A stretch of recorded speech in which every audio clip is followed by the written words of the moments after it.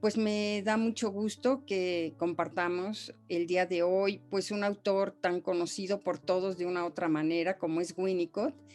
Y bueno, pues la idea es que nos acerquemos a su propuesta del miedo al derrumbe, en este caso con niños.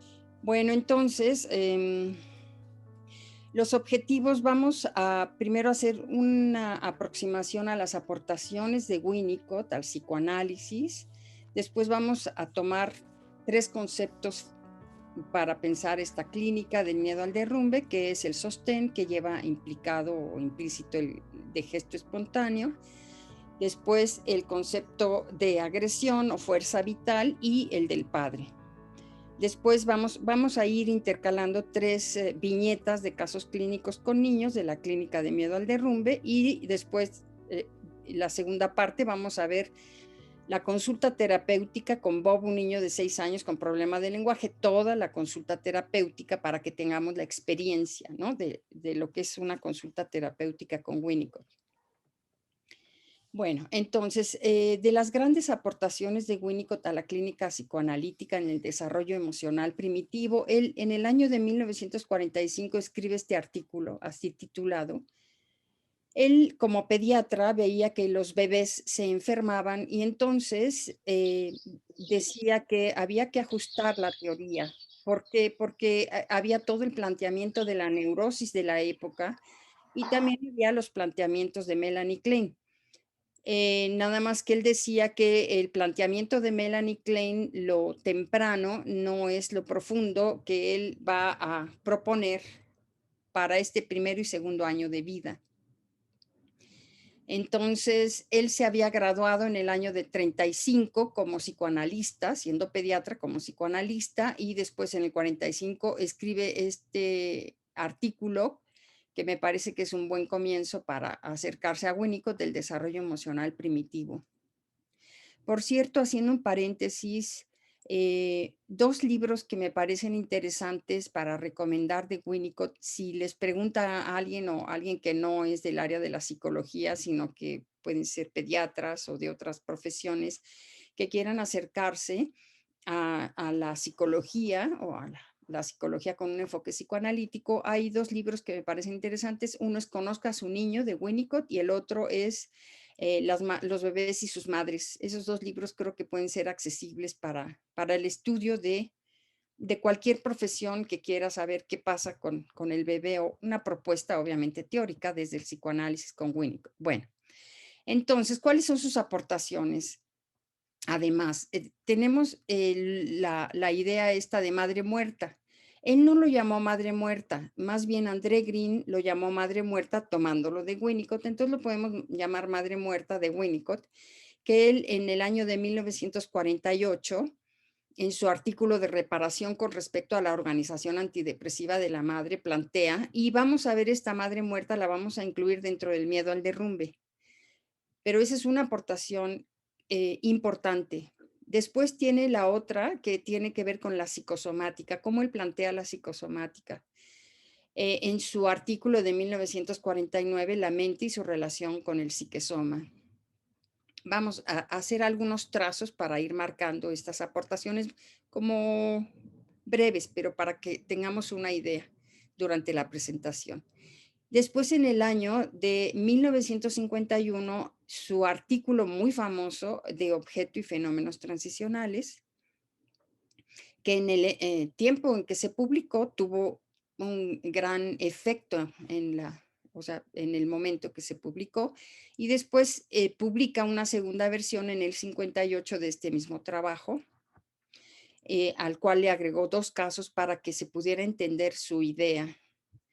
Y luego tenemos en el año de 54 que podemos hacer varios trazos que vamos a ir viendo para pensar lo que sería el miedo al derrumbe, por ejemplo, en su trabajo de aspectos metapsicológicos y clínicos de la regresión dentro del marco psicoanalítico.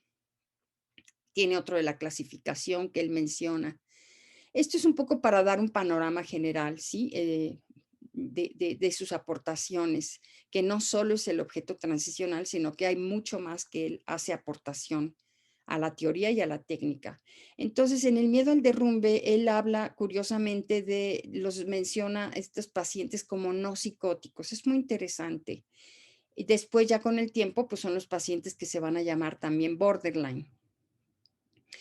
Otra aportación importante es en el año del 56 la tendencia antisocial,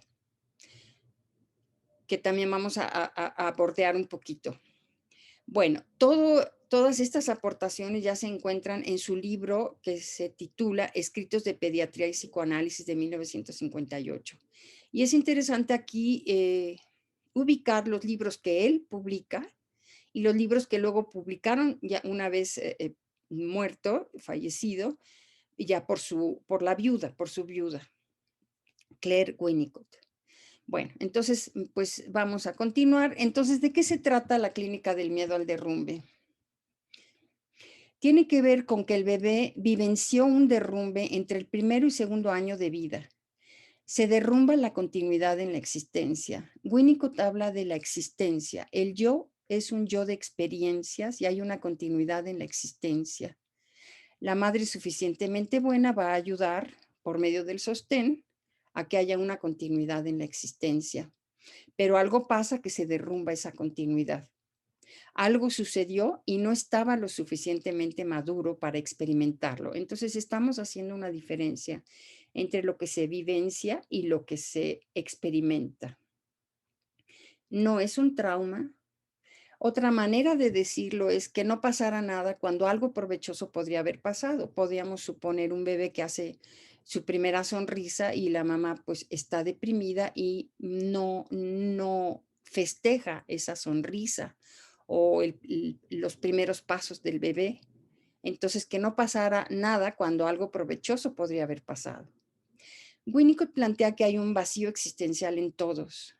Cuando se nace el bebé, no hay bebé, diferente a Melanie Klein. Lo que hay es una pareja de crianza y no hay inconsciente en el bebé, no hay experiencias de ello, hay un vacío existencial y se va a ir llenando de experiencias. Ahora, en este caso, este vacío tiene que ver con una agonía subyacente que resulta impensable. Entonces, en la neurosis tiene que ver con percatarse de sí mismos y en el miedo al derrumbe se trata de sentirse reales, de existir.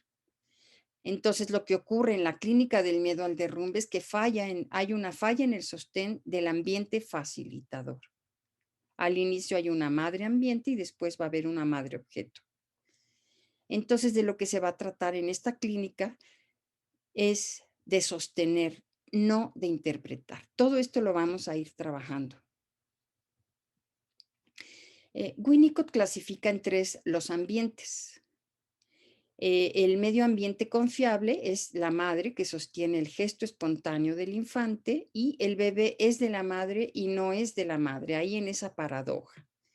Entonces el bebé va a vivir existiendo, va a tener experiencias individuales y el self se va a ir organizando en la vida psicosomática.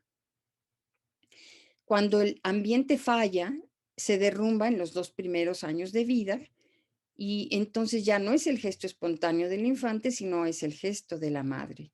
Entonces hay un miedo al derrumbe y lo que va a haber es un replegamiento. Bueno, puede haber un replegamiento o puede ser que el self se organice en el sometimiento a otro o puede ser que aburra al otro. El tercer ambiente intrusivo o de terror, que quizás los podríamos ir distinguiendo poco a poco conforme vayamos estudiando más a Winnicott, no lo haremos ahora. Y lo que pasa en estos ambientes intrusivos o de terror es que no hay descanso para la experiencia individual. Entonces, lo que vive el niño es reaccionando, no existiendo, sino reaccionando. Existe por no ser encontrado y el self se organiza, por ejemplo, en la inteligencia. Pueden ser niños muy inteligentes, muy destacados. Eso no quiere decir que todos los niños que son inteligentes tengan un problema de este tipo de ambiente, pero puede ser que la inteligencia esté funcionando y no esté ayudando a la residencia de la psique en el soma, la vida psicosomática. Entonces, hay que ver cada caso. Bueno. Divide en tres las fases del desarrollo emocional primitivo, las que había planteado desde 1945 y las sigue trabajando y explicando. La fase de sostén, que también la llama de integración, y integración, no integración. Luego la fase depresiva, que es la que vamos a ver. Lo que ocurre en el miedo al derrumbe ocurre en la fase depresiva. Y luego la fase de comprensión, que es donde ya está el objeto transicional. Entonces, en la fase de sostén, que está integrado o no integrado, lo llaman también a veces en una ocasión por ahí de preverdad. ¿Qué pasa en la fase de sostén? El bebé es el pecho de la madre. Existe la creatividad primaria que llama Winnicott, que más o menos conocemos. El bebé tiene hambre, la madre ofrece el pecho y entonces el bebé tiene la ilusión de que es él el que crea el pecho. No es un pecho que viene, sino es un pecho que él crea. Entonces la madre suficientemente buena va a favorecer que el bebé sea el que tenga esta ilusión de que es él el pecho, es él el que crea el pecho. Y en esta misma fase de sostén es importante que está relajado estando no integrado. Después, que es un concepto muy importante, poder estar, estar relajado estando no integrado. Ahí están las paradojas. Siempre Winnicott es un autor de las paradojas, que es parte del sostén. Después pasamos a la fase depresiva. Él reconoce la fase depresiva de Melanie Klein. Tiene un artículo que dice su manera de ver las aportaciones de Klein. Y reconoce esta fase depresiva, la posición depresiva de Melanie Klein, y él le va dando su característica peculiar, ¿no? Dentro de su pensamiento. ¿Qué pasa en la fase depresiva? En la fase depresiva, lo importante o central es que el bebé o el niño va a ir colocando el objeto fuera del área del control omnipotente y este sobrevive. Entonces, el, hay una organización del yo piel. La piel va ayudando a cubrir, dijéramos, la organización del yo. Entonces, aquí no estamos hablando de yo, como ya hablamos en la fase de comprensión, estamos hablando de la organización del yo. El yo se organiza y se desorganiza. Se organiza para poder soñar, se desorganiza mm, y entonces se organiza. Y entonces se está marcando una membrana del yo piel, se va estructurando el mundo interior, va residiendo la psique en el soma, que es otro concepto muy interesante, lo que implica que hay una vida psicosomática. Entonces se va trazando un interior y un exterior. Entonces todo lo que tiene que ver con las excrescencias, las lágrimas, las heces, la orina, todo esto que era parte de sí mismo se va haciendo exterior, no pertenece, ¿no? Las heces se tienen que tirar al retrete y decirles adiós, ¿no? Entonces, en la fase depresiva es donde vamos a ubicar el miedo al derrumbe. Es aquí donde ocurre esa falla en la continuidad de la existencia. O sea, la madre ambiente tiene fallas y el bebé las suple, pero en este caso hay un derrumbe de forma que no hay la continuidad y ocurre aquí en la fase depresiva. Y después ya va a venir la fase de comprensión, que también la llama de realización. Y ya hablamos de una frontera del yo, con una dentro y una fuera. Aquí está, tiene, porque ya posee, tiene el objeto transicional, es la primera posesión no yo, que también es todo un concepto, ¿no? La posesión de lo no yo, donde ya hay un mundo compartido. Bueno, entonces, ¿qué agregamos a las tres fases del desarrollo emocional primitivo? En la fase de sostén, el objeto es subjetivo, él lo crea. Y va a ser importante porque aquí es donde va a trabajar Winnicott la consulta terapéutica. Ahorita lo vamos a ver. El terapeuta como objeto subjetivo. Por eso la consulta terapéutica dura una sesión y máximo dos o tres. Lo que hay aquí es relación de objeto y hasta la fase de comprensión vamos a tener el uso del objeto. Hace esa distinción entre relación de objeto y uso del objeto. Entonces, Si hay una falla en la fase de sostén, habla de privación. Si hay una falla en la fase depresiva, hay una deprivación de los controles. Y si hay una falla en la fase de comprensión, se habla de deprivación del objeto, que tendría ya que ver con la conducta antisocial.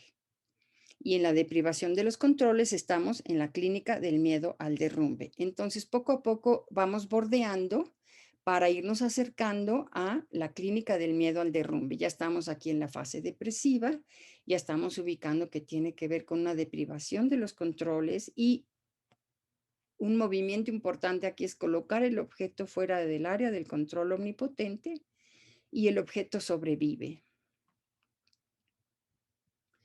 Bueno, entonces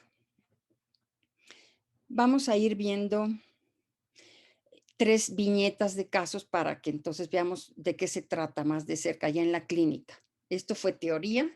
El caso de Liro contando 9 años de edad. Liro es visto por Winnicott debido a que al personal del hospital que lo atendía les llamaba la atención la manera como aceptaba someterse a la gran cantidad de operaciones que le venían realizando. Nació con sindactilia en las manos y los pies igual que su madre, y entonces cuando al nacer la madre lo vio, lo odió, al grado que tuvo que ser separado de la madre. Cuando a la madre se le ocurrió la idea de que lo operaran, es entonces que lo pudo amar incluso más que a sus otros hermanos. En la consulta terapéutica que duró una sesión, Liro pudo expresar por medio de la técnica del garabato a Winnicott cómo a él le hubiera gustado haber sido aceptado como nació. Y luego en la consulta terapéutica con la madre, que Winnicott no le llama consulta terapéutica, lo llama entrevista con la madre, pero creo que es un trabajo de consulta terapéutica igual que el de Liro. La madre irrumpió en lágrimas, estaba muy emocionada. Se quería quitar un peso de encima, algo que no le había dicho a la asistente social, algo que nunca había tratado en el consciente o verbalizado en su mente. En resumen, lo que dijo fue: sé que todo el mundo tiene sentimientos de culpa sobre el sexo. Para mí ha sido diferente. Toda mi vida me he sentido libre sexualmente y la experiencia sexual en mi matrimonio ha sido satisfactoria. En lugar de sentirme culpable sobre el sexo, lo que he sentido siempre es que mi condición de dedos en las manos y en los pies lo tuviera uno de mis hijos. De esta manera yo sería castigada. Con cada embarazo se ponía más ansiosa por el bebé que iba a nacer, debido a la posibilidad de heredar la discapacidad. Ella sabía que no debía tener hijos a causa de esta discapacidad. Cuando nacía un bebé y estaba normal, sentía inmenso alivio. Con Liro, sin embargo, fue diferente, con los dedos y los pies como los de ella. Se había sentido castigada. Lo que quiero hacer énfasis en esta clínica del miedo al derrumbe es este secreto que en un momento dado Winnicott refiere que queda congelado, porque en lo primitivo todavía no funciona la represión en el bebé, entonces estaríamos hablando como en la represión primaria. Entonces queda congelado. Esto que le ocurrió a ella, este secreto que tenía, que a nadie le había dicho, ni siquiera a ella misma se lo había hecho como consciente o verbalizado a ella misma.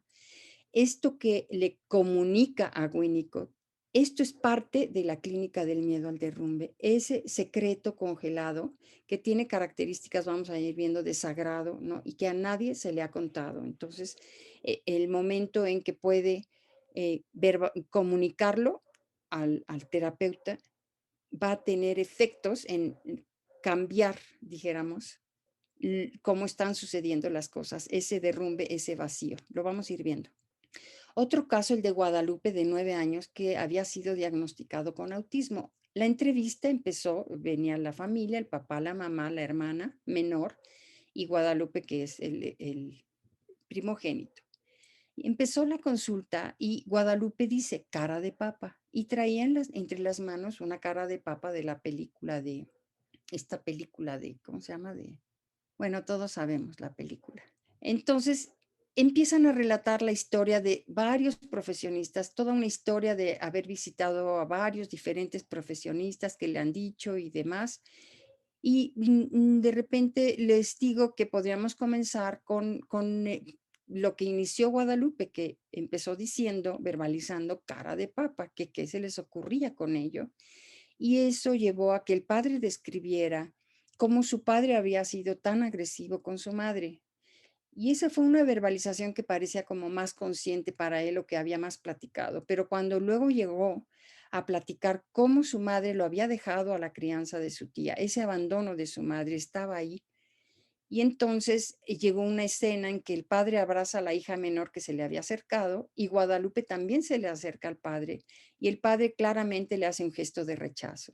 Y lo que vemos es como el padre no había podido abrazar a Guadalupe porque en el abrazo se interponía el padre agresivo y sobre todo la madre que lo había abandonado. Entonces no le había podido dar un abrazo a su hijo. Tenemos una tercera viñeta de Mariana, que había sido diagnosticada con trastorno de déficit de atención. Es el caso de una investigación del doctorado en investigación psicoanalítica del CIES. Silvia, la madre, explica a la terapeuta cómo ellas dos se llevan mal. Ahora, a los 10 años de edad de Mariana, vive en una lentificación que desespera particularmente a la madre y en la escuela cuando se tarda tantas horas en hacer la tarea, en ocasiones hasta la 1 de la madrugada. La madre sospecha de un cierto olor, le inquieta que la huele a orines. De la enuresis la habían medicado, pero al no ver resultados, la madre la levantaba por las noches, quedando resuelto este problema a los 8 años de edad. Y la madre explica, siempre huele a mal, no sé qué hace, pero últimamente deja los calzones manchados de orines. ¿No la has olido?, le dice a la investigadora. No sé por qué, pero aunque se bañe, huele a orines. Recién nacida, estando en la USIN, es decir, en la unidad de cuidados intensivos neonatales, un gesto de Mariana, su hija, a los 4 meses de nacida, ella lo interpreta como de desprecio. Y este desprecio le recuerda al de su madre al nacer ella misma, y entonces le confiesa a la terapeuta el siguiente momento de intimidad. Soy la menopausia de mi mamá. Mi madre le dijo a mi padre que ya estaba cansada de tantos hijos y que ahora le tocaba a él hacerse cargo de mí. Y así como nació, la entregó al padre. Estas confesiones son las que quiero destacar en esta clínica, de este momento de intimidad, de esta confesión del caso del Liro que a nadie le había dicho en esta clínica del miedo al derrumbe, eso que quedó en la madre o en los padres encapsulado o congelado y no se había comunicado a nadie. Bueno, vemos que la psique de la madre ambiente se va a encargar del caos del bebé.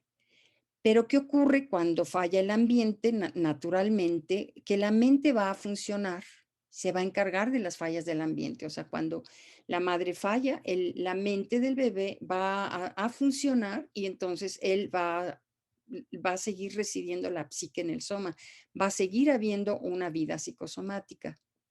La mente la podríamos pensar dentro de los fenómenos transicionales. Ahorita vamos a ver. Lo interesante aquí es que cuando en los casos de psicosomática, lo que ocurre es que la mente va a funcionar por su propia cuenta. Dijéramos que el ambiente es de terror o de tal nivel de falla que la mente funciona por su cuenta y no ayuda a residir la psique en el soma, a que haya una vida psicosomática. Entonces funciona por su propia cuenta. Winnicott dice que como si la mente fuera la madre, como una madre, la mente que va a tener que ver también con la inteligencia. Entonces, a diferencia de la psicosomática, en que la mente funciona por su propia cuenta y no ayuda a la residencia de la psique en el soma, que se hablaría de una escisión en la organización del yo, lo que ocurre naturalmente en una madre, en un ambiente suficientemente bueno, que la mente va a funcionar ante las fallas naturales, ¿no?, de la madre suficientemente buena. Entonces, o sea, la madre no es perfecta, la madre es suficientemente buena de manera que el bebé también va a írselas viendo con el propio funcionamiento de la vida psicosomática. Entonces, la mente se podría considerar como parte de un fenómeno transicional porque está ayudando a las transiciones, ¿no? Estos fenómenos transicionales como experiencias, espacios de transición, como puentes de transición, llega a hablar de puentes, Y siempre en los fenómenos transicionales, siempre Winnicott su pensamiento tiene que ver con las paradojas. Siempre están en juego las paradojas desde que nace el bebé. El bebé nace, dice Winnicott, se encuentra en dependencia absoluta, a la vez que está en una soledad esencial. O sea, ahí está la paradoja, cómo está dependiendo de manera absoluta y a la vez se encuentra en una soledad esencial. Luego dice, crea el objeto estando presente. Luego, crea el objeto en el acto de rechazarlo. Luego va a venir en la fase también depresiva la capacidad de estar solo en presencia de la madre ambiente que ha internalizado. Y lo que decimos siempre, para que la madre esté a la captura del gesto espontáneo del bebé, el bebé es de la madre y no es de la madre.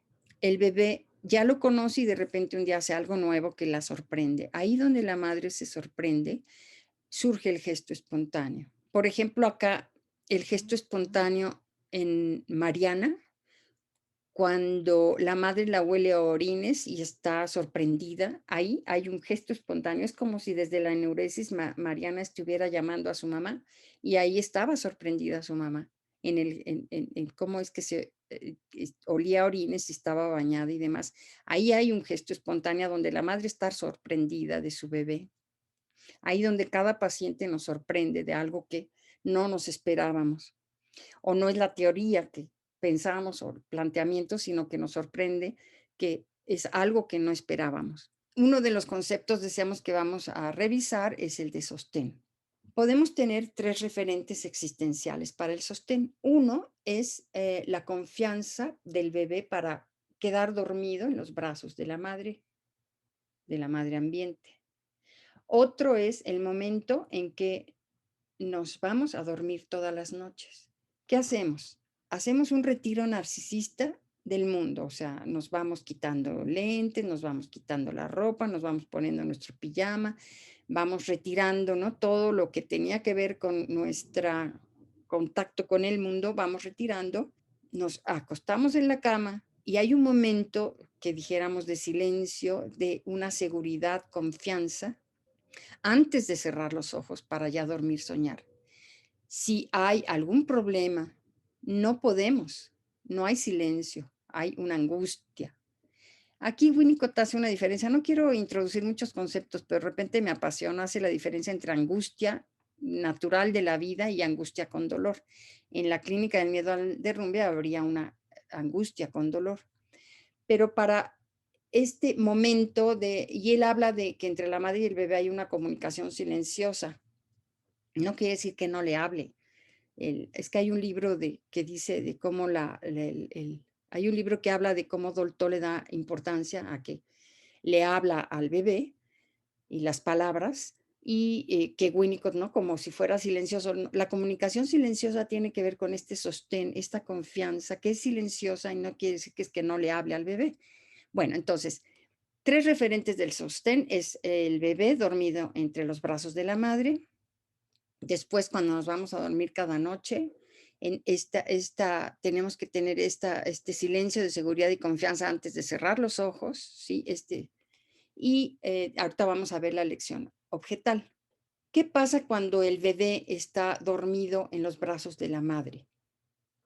Es importante que cargado en los brazos de la madre, los brazos hacen como una oposición, una contrafuerza contra la gravedad del cuerpo del bebé, dijéramos, porque Winnicott va a decir que es importante que haya un objeto que satisfaga y también un objeto que haga oposición. Los dos objetos son importantes.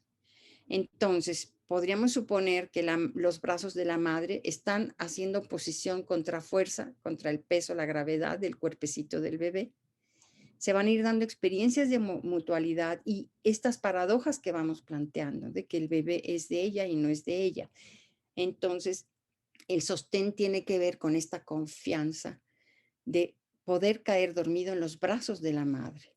Bueno, entonces la madre, dice Winnicott, habla de preocupación maternal primaria. Él dice, yo no hablo de simbiosis porque siente que el concepto de simbiosis es justo, lo limita. Él dice, prefiero hablar del concepto de identificación primaria. La madre está identificada de manera primaria con su bebé. Es decir, se encuentra la captura del gesto espontáneo y de esta manera va facilitando la maduración. Él no habla de adaptación, habla de maduración y de que se facilita la maduración, de manera que vaya habiendo una continuidad en la existencia del bebé. Aquí también hago un paréntesis porque, por ejemplo, preocupación maternal primaria, cuando usamos en psicología o en psicoanálisis conceptos del uso común, a veces tendemos, ¿no? Como a utilizarlos como los hacemos. Por ejemplo, si usamos preocupación, es una palabra que todos usamos. No estoy muy preocupado, ¿no? Es una palabra del uso cotidiano común.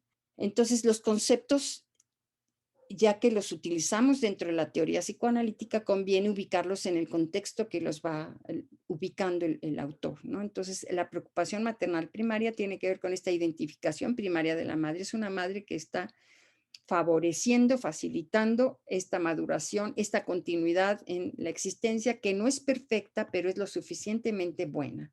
Y el bebé entonces asiste o supera las fallas del ambiente con el funcionamiento de la mente. Dice Winnicott, la madre ambiente sostiene la situación y lo hace una y otra vez en un periodo crítico del bebé. Entonces, 3 son los referentes, el bebé en los brazos para pensar el concepto de sostén. La otra es cuando nos vamos a dormir cada noche y la otra es la lección objetal, que en el año de 1941 apareció publicada esta lección, la situación fija, la observación de niños en una situación fija. Es interesante porque esta lección objetal sirve para hacer diagnóstico. El bebé sostenido, él como pediatra iba viendo lo interesante de su capacidad de observación y lo cuidadoso en sus observaciones de Winnicott y cómo anotaba todo. El bebé sostenido en el regazo de su madre durante la consulta terapéutica con el pediatra observa 3 experiencias con el abatelenguas o baja lengua colocado sobre el escritorio. Esto ocurre entre los 3 y 18 meses. Primero, duda si lo toma o no. En la segunda fase, lo retiene y lo incorpora. Se lo mete a la boca, ¿no? Y hasta lo babea y lo incorpora, está muy sabroso. Y después, la tercera fase, lo va a eliminar. Y a esto le llamó lección objetal. Se favorece debido a que la madre lo sostiene y entonces facilita la experiencia total. Es capaz de experimentar la posición depresiva y reparar el objeto. Entonces se deshace del objeto y este sobrevive. Vamos a continuar trabajando esta idea de la sobrevivencia del objeto.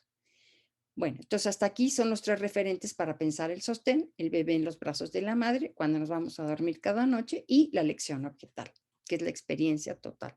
¿De qué se trata esto de colocar al objeto fuera del área de control omnipotente? En la fase depresiva es que ocurre y en estas experiencias de transición que ya vimos en la lección objetal, pero también hay otro juego transicional que es interesante, que lo podemos llamar hasta que el adulto se cansa. Hay un inicio, un clímax y se cansa el adulto. Aquí tenemos el círculo benigno. Si vamos a ver al bebé recién nacido en la fase de sostén. Si el bebé siente hambre, aumenta la tensión. Aquí está el cuerpo biológico. Aumenta la tensión, hay una preparación local, hay un placer previo y hay un clímax general. En este clímax general puede ser que el pecho se presente o puede ser que el pecho no se presente. Lo gratifica alucinatoriamente. Esto lo trabaja también Freud muy claro. Entonces, pero siempre está la satisfacción, la gratificación alucinatoria del deseo. Si el bebé se gratifica con la alucinación, alucina el pecho, porque en ese momento no está, pero él obtiene placer alucinándolo, ya sea que llega al pecho o sea que lo alucina, que se gratifica alucinatoriamente, después va a haber un momento de que está relajado estando no integrado. Volvemos a las paradojas. A todo esto le llamamos un círculo benigno, lo llama Winnicott, el círculo benigno. Es que esto todo es muy importante para pensar todo lo que es la clínica de las adicciones y demás, esta dificultad de sentir que algo va a terminar o a concluir o el fin. Bueno, entonces a esto lo podemos llamar, forma parte de la lección objetal si lo observamos en la conducta en la fase depresiva, o sería el círculo benigno, así lo llama, o podría ser la experiencia total que sostiene la madre. Ahora, ¿qué ocurre en la fase depresiva? El bebé, como lo vemos ahí, avienta el objeto. Que un bebé aviente el objeto ya es toda una hazaña. Avienta el objeto y pueden ocurrir muchas cosas. El adulto puede estarlo regresando, lo levanta y se lo regresa, lo levanta y se lo regresa. ¿Hasta que qué pasa repetidamente? ¿Qué pasa? Hasta que llega un momento que el adulto se cansa y le va a decir, es la última vez que lo recojo. ¿Por qué? Porque se cansó. Estos juegos ahí donde el adulto se cansa, el juego hasta que el adulto se cansa, que tiene que ver también con colocar al objeto fuera del área del control omnipotente y el adulto se cansa. Es importante porque aquí se cansa. Veíamos que en el caso de Mariana no, no cansaba, sino que desesperaba a la madre. Entonces es diferente este cansancio como parte de este círculo benigno a cuando ya se cae en el aburrimiento o cuando ya se cae en la desesperación. Desesperaba Mariana, ¿no? Bueno, esto es para tomar como referente y pensar lo que tiene que ver cuando esto no funciona en la clínica del miedo al derrumbe. Vamos a comparar, a ver las diferencias, algunas diferencias entre el miedo al derrumbe y la tendencia antisocial. La tendencia antisocial ocurre en la frontera del yo, donde estaba el objeto transicional, donde hay una dentro y una afuera, y aquí en la fase depresiva está el miedo al derrumbe, que está la organización del yo piel, la membrana del yo piel. ¿Qué ocurre acá? En la clínica del miedo al derrumbe vamos a encontrar esta confesión o esta comunicación de las madres de este secreto íntimo que a nadie habían confesado, que vimos en el caso de Liro, que vimos en el caso de Mariana y de Guadalupe, este secreto que a nadie habían dicho y a veces en el caso de Liro ni a ella misma se lo había terminado de hacer consciente, que tiene que ver con una deprivación de la madre, algo que les ocurrió a ellas. Entonces, por ejemplo, en el caso de Mariana, cuando a los 4 meses hace un gesto que a la madre la lleva a su propia deprivación de los controles cuando ella nació, la saca de su lugar de madre y entonces ya decatectiza a Mariana, la sigue cuidando, le sigue dando alimento y demás, pero el interés, la libido, la catexia se retira. ¿Por qué? Porque en ese momento Mariana pasa a ser una vivencia de su propia deprivación de ella. Ya no es Mariana, su hija, sino es su deprivación, está reavivándose su propia deprivación. Eso no lo encontramos en la tendencia antisocial. En la tendencia antisocial ya es una pérdida que siente el niño cuando ya está en la frontera del yo, en la fase de comprensión de un mundo compartido, y puede ser que nazca un hermanito en ese tiempo y él sienta que le están quitando algo que todavía le pertenece, y entonces dice Winnicott que el acto antisocial del delincuente corresponde al momento en que tiene esperanza. O sea, el robo tiene que ver con como la ilusión de recuperar algo que siente que perdió, ¿no? Como pudiera ser el amor de la madre en ese momento que nació un hermanito. Dice, cuando un niño es deprivado de un control ambiental que podemos llamar ya aquí deprivado del objeto.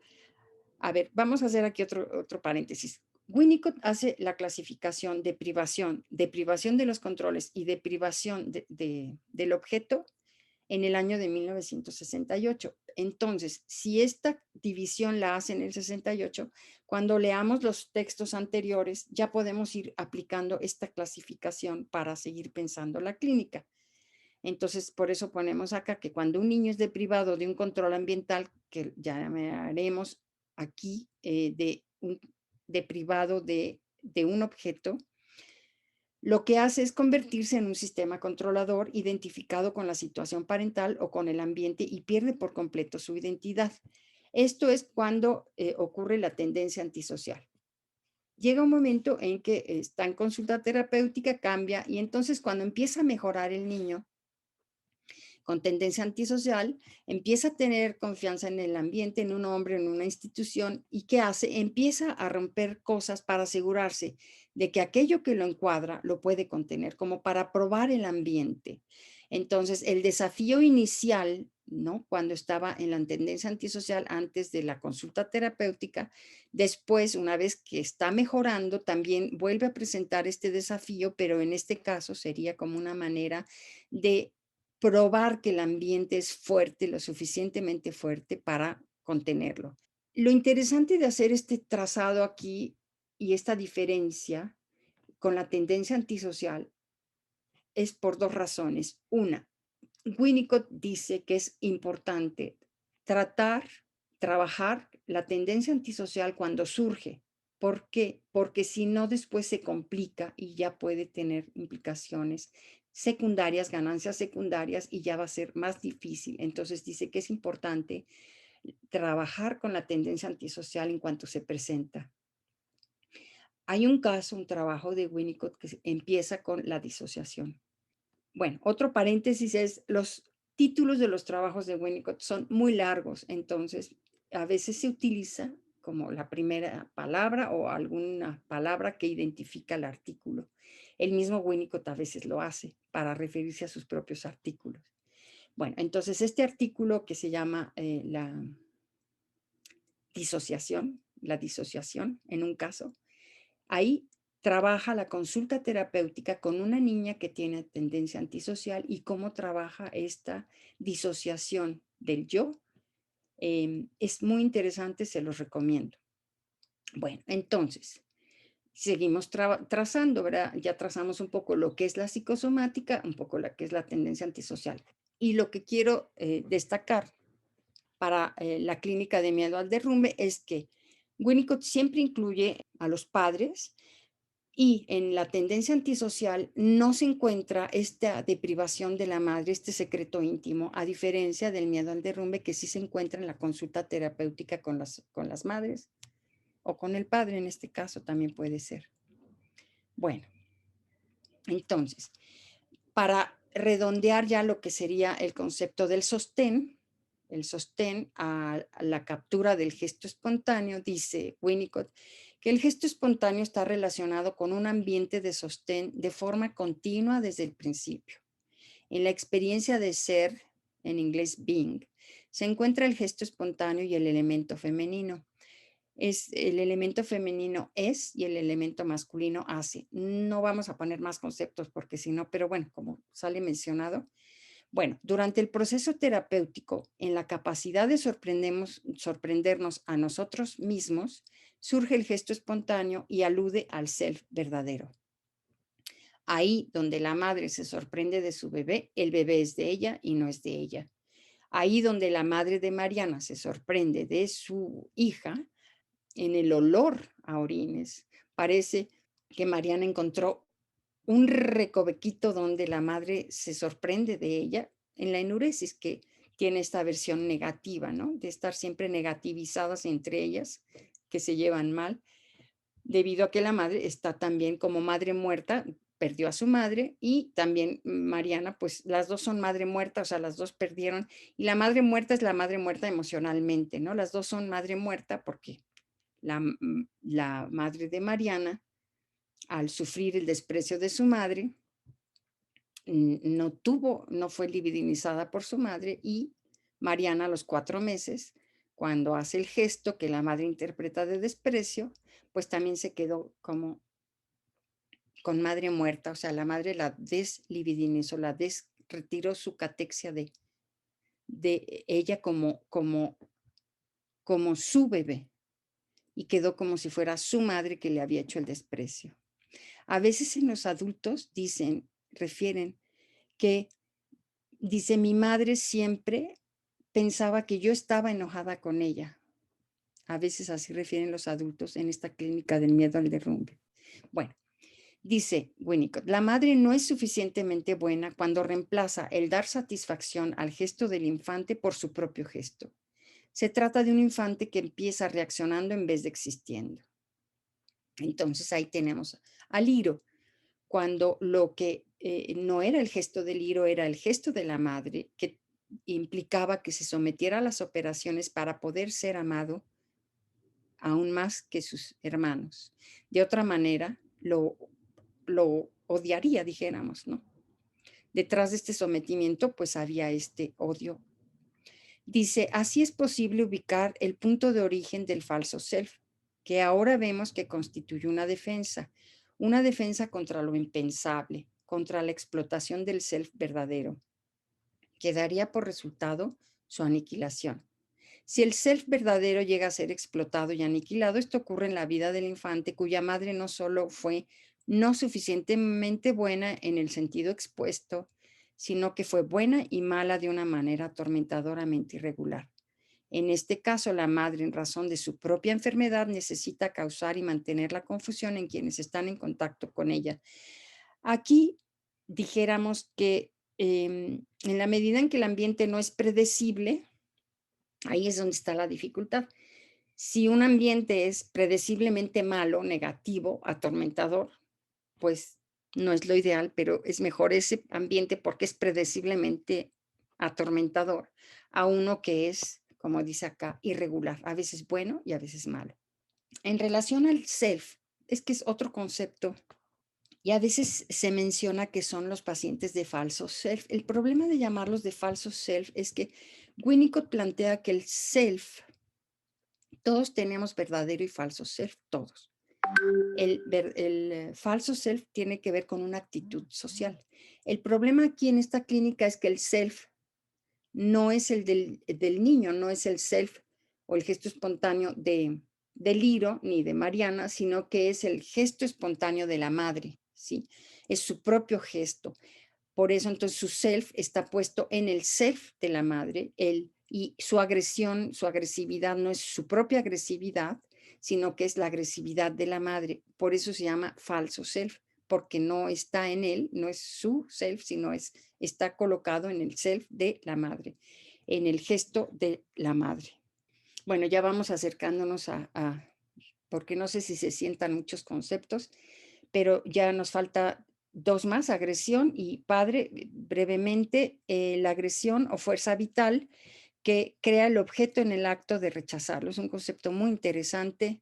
Dice Winnicott, todo niño debe ser capaz de verter tanta movilidad primitiva como le sea posible en las experiencias del ello. Desde la vida intrauterina, la agresión es fundamentalmente movilidad, contractibilidad.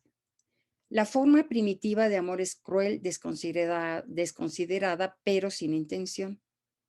Los impulsos agresivos no dan ninguna experiencia satisfactoria a menos que exista oposición y llevan consigo una sensación de realidad particularmente valorada. Por eso entonces se necesita una madre que gratifique y una madre que haga oposición, que haga contrafuerza, que cargue, que sostenga toda la lección objetal, que lo decimos rápido, pero pasan muchas cosas y hay veces que las madres no permiten que se desarrolle toda la lección objetal. Ahora, aquí, si tomamos dos experiencias, las experiencias agresivas y las experiencias eróticas, las agresivas, dice, las experiencias agresivas más o menos defundidas porque se funden y defunden, este es un concepto de Freud. Entonces, las experiencias agresivas se perciben como reales, mucho más reales que las experiencias eróticas igualmente difundidas. O sea, si escogemos gratificar a alguien con comida, ¿no? Dice, es más gratificante la experiencia agresiva que hace contrafuerza a las luchitas. Los niños que juegan a luchitas, ¿no? Ahorita que vayan a la escuela, yo no sé cómo le van a hacer, porque toda esta parte de juego, de que hacen esta contrafuerza, ¿no? De estas luchas, de este contracuerpos tan importante, pues no se van a estar limitados, por lo menos de principio, a ver cómo lo van manejando en las escuelas. Y entonces dice Winnicott que la fusión de la agresión con componente erótico va a mejorar la sensación de realidad. O sea, una vez fundidos, es la mejor sensación de realidad, pero si están defundidos, separados, la experiencia agresiva se siente más real que la erótica. Que el niño ambiente saludable hay una agresión natural, una fuerza vital, y sería como te destruyo para conservarte. Y dice, para atacar al enemigo aquí no hace falta amarlo. En cambio, en un medio ambiente que falla, en la clínica del miedo al derrumbe, dice, si te destruyo, desapareces. El padre dice, cuando al comienzo el bebé no ha alcanzado una percepción, la actividad del yo aglomera, lo cual no es una relación de objeto todavía. La tendencia integradora puede dar a dicho individuo un carácter unitario.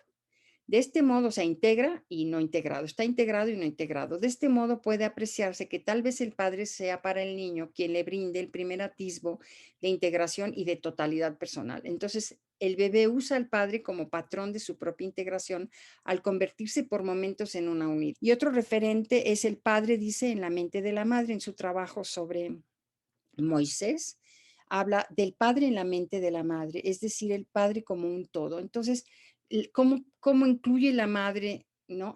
¿Cómo fue el padre con la madre? Este concepto del padre en la mente de la madre, por ejemplo, en el caso del Liro, pues no aparece como un referente del padre, ¿no? Se convierte en una vivencia de desprecio o en su caso de ella de culpa, de una culpa insoportable que no se comunica a nadie, entonces no entra tampoco el padre, o sea, ni siquiera se lo platicó, se lo dijo al padre, queda como encapsulado y entonces no tiene acceso a comentárselo a nadie, que sería una manera de que hubiera alguien. En el caso de Mariana está muy claro que a los 4 meses ocurrió. En el caso de la madre de Mariana está muy claro que fue al nacer. En el caso de Liro fue al nacer que lo dio. En la clínica del miedo al derrumbe observamos que hubo un momento en que no se tuvo, por ejemplo, en el caso de Liro, no, la madre lo odió, lo retiró. Luego ya lo pudo querer, o sea, no hubo catexia y luego ya sí hubo, pero condicionado. En el caso de Mariana, fue a los 4 meses, o sea, primero sí hubo esta catexia de Mariana, pero a los 4 meses, de hecho, ella estaba muy preocupada en la UCIN y siempre preocupada de ver cómo se contactaba, qué pasaba con Mariana cuando estaba en la incubadora, pero a los 4 meses es que ella le retira la catexia. Entonces, sí, no la tienen o sí la tienen, o sí la tienen y no la tienen. O sea, hay este movimiento, por eso dice aquí el momento en que esta ruptura, este derrumbe que conlleva una agonía primitiva. ¿Por qué esa agonía primitiva? Porque para el bebé, el que la madre retire la catexia es un derrumbe, es impensable, es una agonía, o sea, realmente no tiene los recursos para lidiar con eso. Entonces, ¿en qué momento ocurre? Es importante. Bueno, y para cerrar entonces, si ya tenemos todo esto trabajado en la fase depresiva, ¿qué va a pasar? Pues ya se formó un mundo interior con un yo piel, con la piel como una membrana del yo que hace un interior y un exterior, y hay un mundo interior funcionando. Entonces, dice Winnicott, textual, empieza una tarea que durará toda la vida y que consiste en dirigir o controlar su mundo interior, nuestro mundo interior. Una tarea que, sin embargo, no puede ser iniciada hasta que el niño esté bien alojado en su cuerpo y sea capaz de diferenciar entre lo que está dentro de él mismo y lo que es externo, así como entre lo que es real y lo que es su propia fantasía. Su dominio del mundo externo depende del de su mundo interno. Bueno, hasta aquí vamos a detenernos para que pasemos a las preguntas